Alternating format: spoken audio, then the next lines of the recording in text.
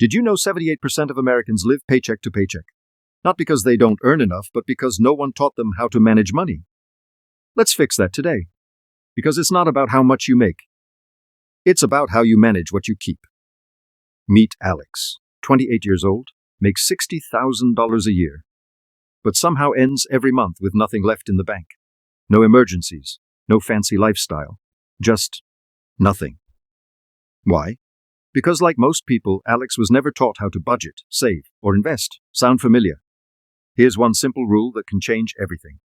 The 50-30-20 rule. 50% of income goes to needs, like rent, bills, groceries.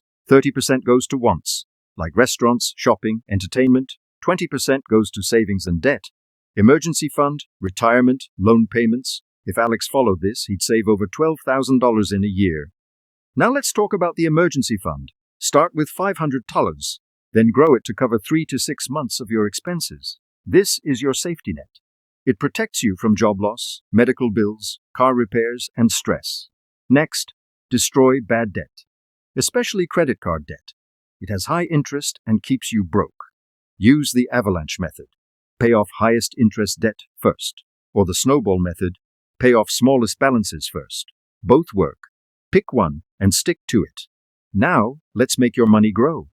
Saving is good, but investing is better. Start with a Roth IRA or 401k. Use index funds. Even $100 a month can grow to thousands over time. That's the power of compound interest. Here's the truth. Personal finance isn't about being rich. It's about being in control.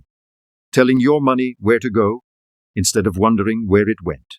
Small steps, big results. Budget, save, invest, stay consistent.